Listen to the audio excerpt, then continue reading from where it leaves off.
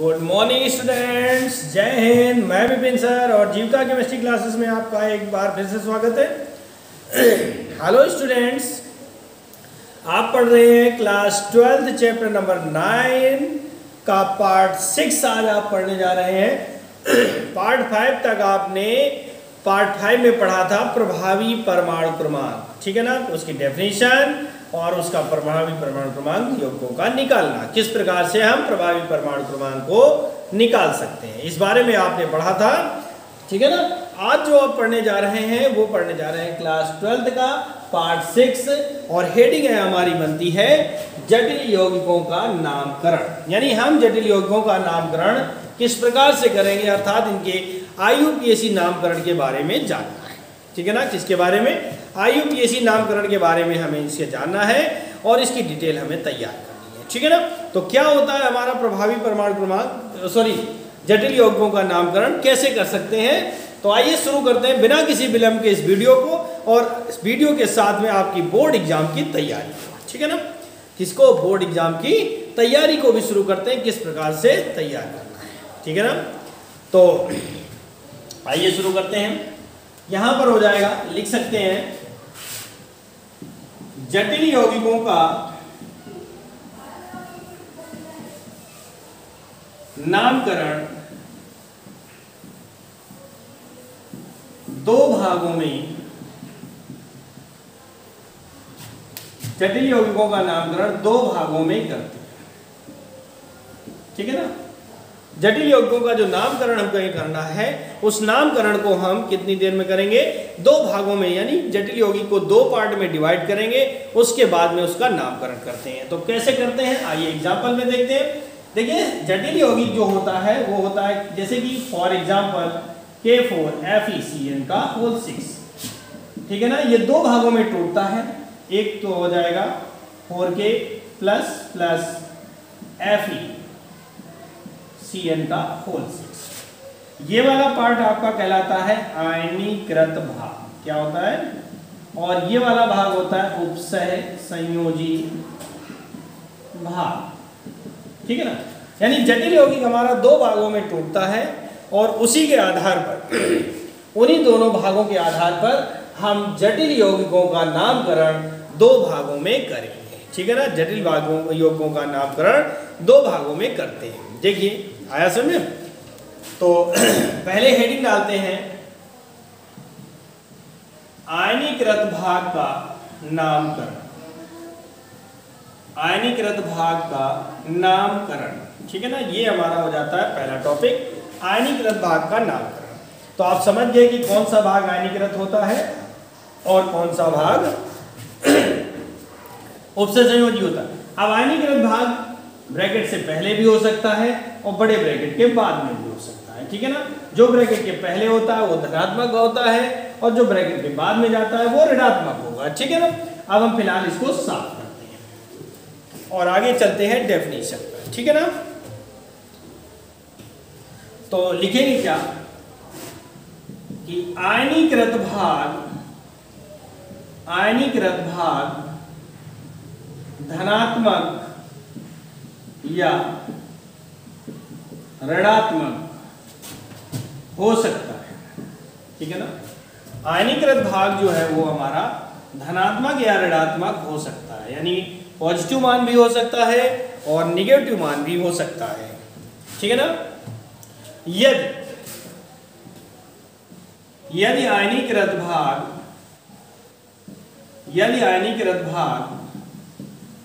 धनात्मक है तो, ठीक है ना। यदि आयनीकृत भाग हमारा पॉजिटिव है तो उसका नाम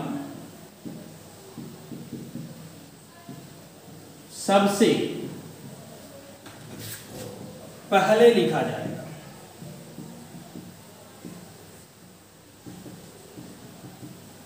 यदि आयनीकृत भाग धनात्मक है तो उसका नाम सबसे पहले लिखा जाएगा, ठीक है ना। सबसे पहले हम बात कर लेते हैं कि आयनीकृत भाग कौन सा होगा।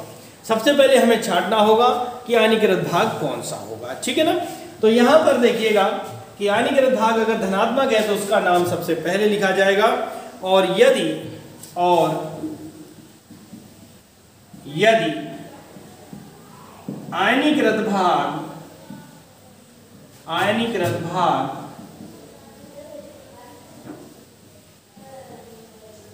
ऋणात्मक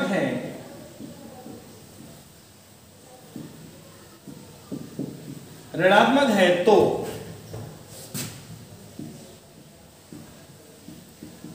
उसका नाम सबसे बाद में लिखा जाएगा। उसका नाम सबसे बाद में, या लिख सकते हैं सबसे अंत में लिखा जाएगा। ठीक है ना। देखिए क्या कह रहा है कि आयनीकृत भाग हमारा धनात्मक या ऋणात्मक हो सकता है। आयनीकृत भाग हमारा धनात्मक या ऋणात्मक हो सकता है। यदि वो पॉजिटिव का मान है, धनात्मक है, तो उसका नाम लिखते समय सबसे पहले नाम लिख देंगे, और उसका अगर ऋणात्मक है तो उसका नाम सबसे बाद में लिखा जाएगा। ठीक है ना, ये कंडीशन आती है। अब देखिए फॉर एग्जांपल कि जैसे K4Fe का होल 6, यहां पर K4 आयनीकृत भाग है और ये धनात्मक है। हमने आपको अभी बताया था कि जो बड़े ब्रैकेट से पहले होगा बाहर होगा, बड़े ब्रैकेट से बाहर होना चाहिए, आयनीकृत भाग हमेशा बाहर होगा, और जो पहले होगा वो धनात्मक होगा। और जैसे कि CuNH3 का होल 4 SO4, अब ये हमारा आयनीकृत भाग बड़े ब्रैकेट के बाद में है, तो ये ऋणात्मक हो जाएगा।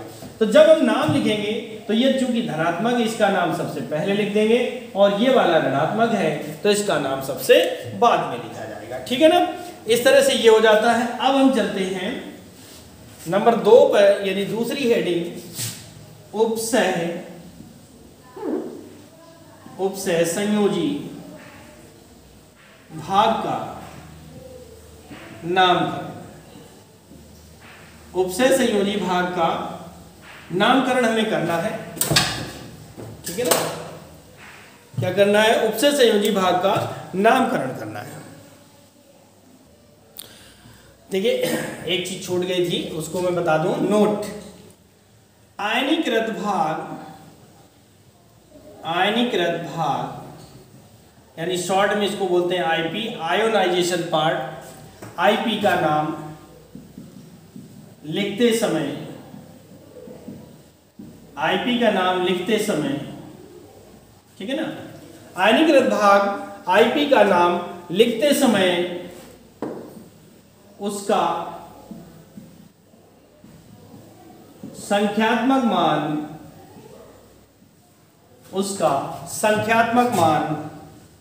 नहीं लिखा जाएगा।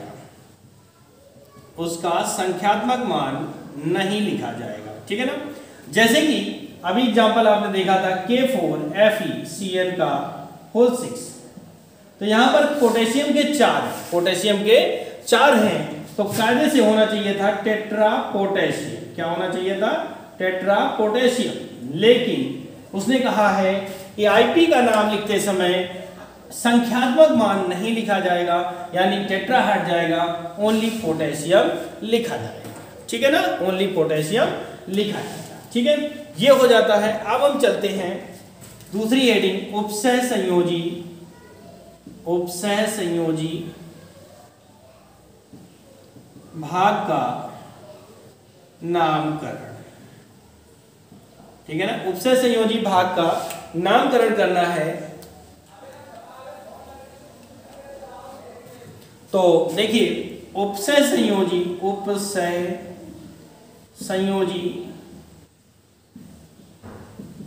भाग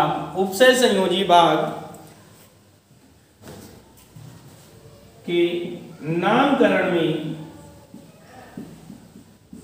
उपसह संयोजी भाग के नामकरण में, ठीक है ना, किसमें? नामकरण में सबसे पहले लिगेंड, यानी सबसे पहले लिगेंड को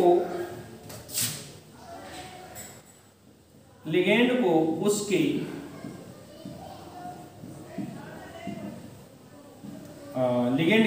लिगेंड का नाम उसके संख्यात्मक संख्यात्मक मान के साथ, संख्यात्मक मान के साथ लिखा जाएगा। ठीक है ना। उपसर्ग संयोजी भाग का जब हम नामकरण करेंगे तो उसमें जो सबसे पहले लिगेंड होगा, लिगेंड में कितने हैं, 6 है तो हेक्सा हो जाएगा, 4 है तो टेट्रा हो जाएगा, यानी उसके संख्यात्मक मान के साथ ही नाम लिखेंगे।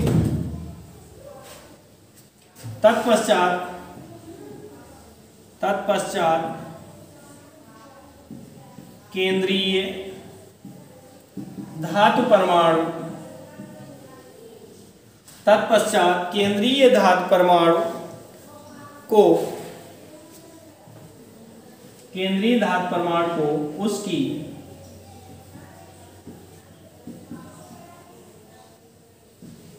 ऑक्सीकरण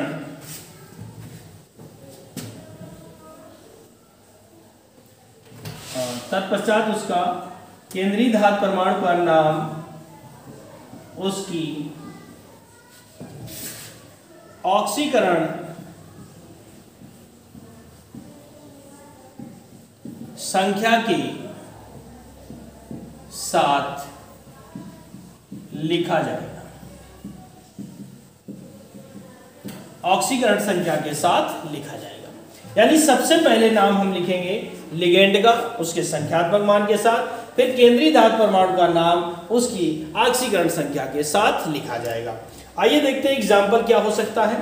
तो जैसे कि आपने लिखा था K4FeCN का होल 6, है ना।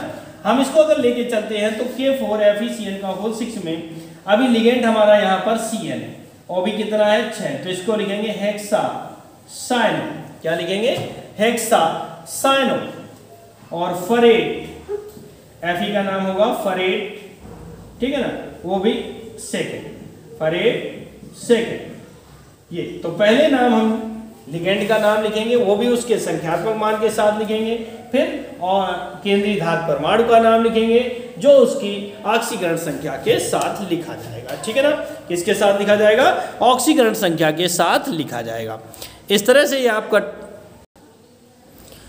तो आइए जो उपसर्ग संयोजी भाग था उसका नामकरण आपने सीख लिया, लेकिन उसमें कुछ नियम बनते हैं, कुछ पॉइंट्स बनते हैं। कौन कौन से पॉइंट्स हैं उनके बारे में थोड़ी सी डिटेल जान लेते हैं। तो आइए चलते हैं नोट नंबर 1 पर। ठीक है ना, नोट नंबर 1 पर। नंबर 1, यदि लिगेंड, ठीक है ना, यदि लिगेंड एक दंती है, यदि लिगेंड एक दंती है तो यदि लिगेंड यानी कौन सा है, एक दंती है। कितना है, एक दंती। मैंने आपको लिगेंड पढ़ाए, कई प्रकार के लिगेंड पढ़ाए। तो यदि लिगेंड एक दंती है तो संख्यात्मक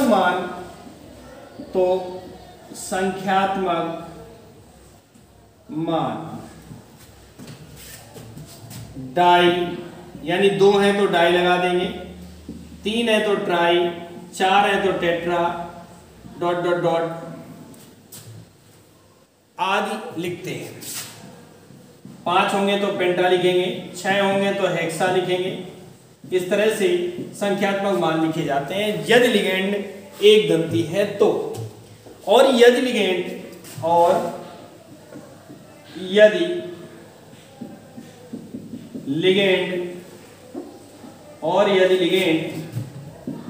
द्विदंती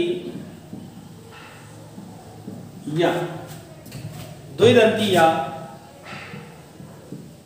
त्रिदंती है तो, यानी ये लिगेंड एक दंती है तो डाई, ट्राई, टेट्रा आदि शब्दों का प्रयोग करेंगे। और यदि लिगेंड द्विदंती या त्रिदंती है तो बिस एवं ट्रिस आदि शब्दों का प्रयोग करेंगे। आदि शब्दों का प्रयोग करेंगे। ठीक है ना, ये हमारा नोट नंबर 1 हो गया। कि यदि लिगेंड एक दंती है तो उसको डाई ट्राई टेट्रा आदि शब्दों का प्रयोग करेंगे, और द्विदंती त्रिदंती है तो द्विदंती के लिए बिस और त्रिदंती के लिए ट्रिस शब्द का प्रयोग करेंगे। नंबर 2, नोट नंबर 2 कि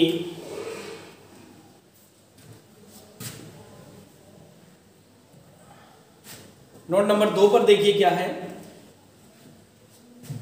यदि लिगेंड उदासीन है, यदि लिगेंड उदासीन है, कैसा लिगेंड है, उदासीन है, तो केंद्रीय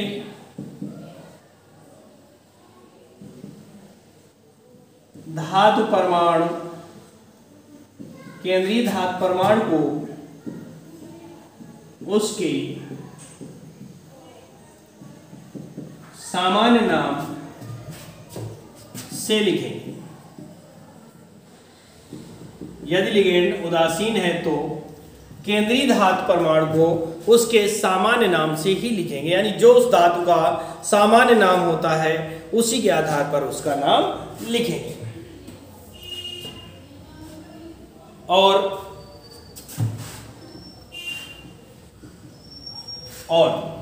क्या, यानी सामान्य नाम से लिखेंगे। और क्या होगा कि लिगेंड का नाम भी सामान्य होगा, ठीक है ना। ये था पॉइंट नंबर 2। अब नंबर 3 पर चलते हैं कि पॉइंट नंबर 3 क्या है।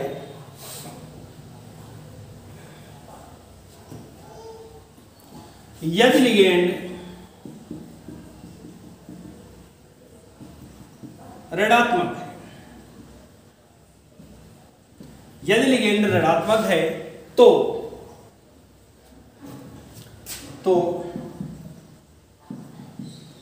केंद्रीय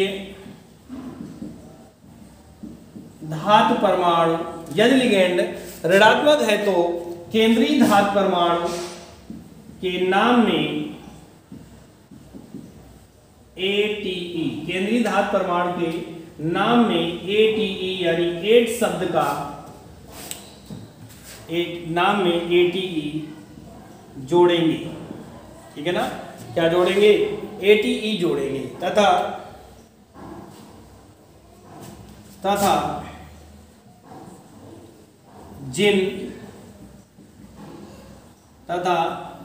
जिन लिगेंडों के नाम में IDE आता है तो O कर देंगे, IDE आता है तो O कर देंगे, ठीक है ना। यानी अगर ऋणात्मक है तो ATE जोड़ेंगे केंद्रीय धातु परमाणु में, और लिगेंडों के नाम में जैसे कि क्लोराइड है तो उसको क्लोरो कर देंगे, ब्रोमाइड है तो उसको ब्रोमो कर देंगे, फ्लोराइड है तो उसको फ्लोरो कर देंगे, ठीक है ना। इसके बाद लिखते क्या है कि नोट नियम नंबर 4, नियम नंबर 4, यदि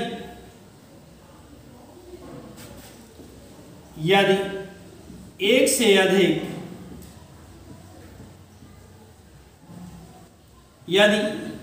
अधिक लिगेंडों का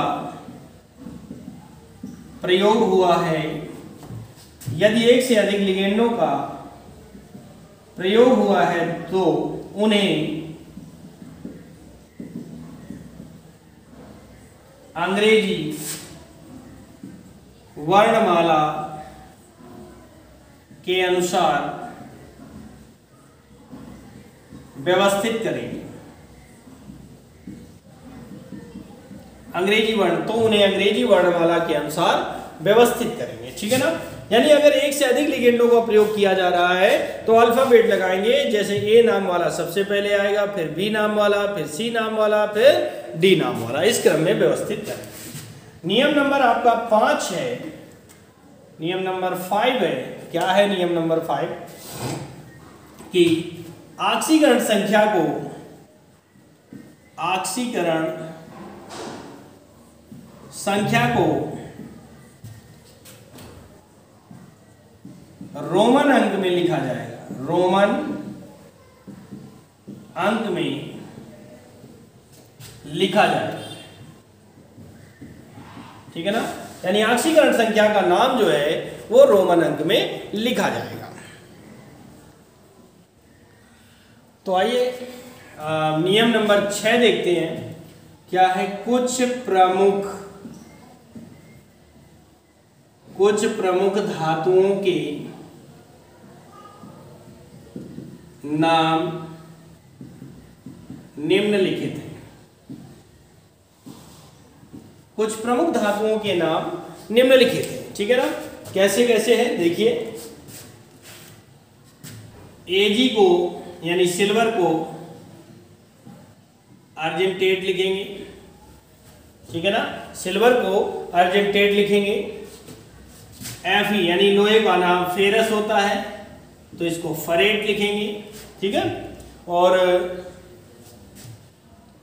Cu का कॉपर होता है तो क्यूपरेट लिखेंगे। Zn का जिंक होता है, इसको लिखेंगे जिंकेट, ठीक है ना। इस तरह से Au को ऑरेट लिखेंगे और Pt को प्लेटिनेट लिखेंगे। Pt यानी प्लेटिनम, प्लेटिनेट, ठीक है। और इसके अलावा आपके और धातुएं हैं। CO को कोबाल्टेट, Cr को क्रोमेट और Ni निकिल को निकिलेट। यानी ये IUPAC नाम लिखते समय नाम में इस तरह से परिवर्तन किया जाएगा, नाम में इस तरह से परिवर्तन किया जाएगा, ठीक है ना, कि किस तरह से इनके नामों में परिवर्तन किया जा सकता है। क्लियर हुआ।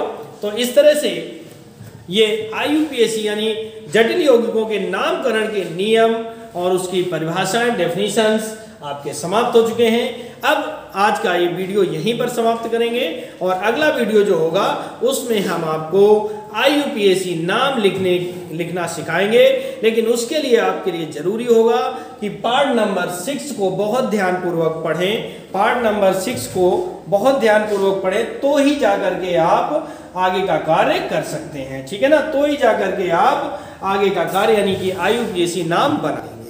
क्योंकि IUPAC नाम बनाते समय ऑक्सीकरण संख्या चाहिए, लिगेंड का नाम कैसे लिखेंगे, आयनीकृत भाग का कैसे नाम लिखेंगे, केंद्रीय धातु परमाणु का नाम कैसे लिखेंगे, इन सब चीज़ों के बारे में नियम आपके लिखाए जा चुके हैं। अगले वीडियो में केवल एक्सरसाइज करवाई जाएगी, ठीक है ना। तो आपको अपनी बोर्ड एग्जाम की अच्छी तैयारी के लिए बने रहिए my YouTube channel Jeevika chemistry classes में, ठीक है ना। तब तक के लिए चलते हैं। नमस्कार, जय हिंद।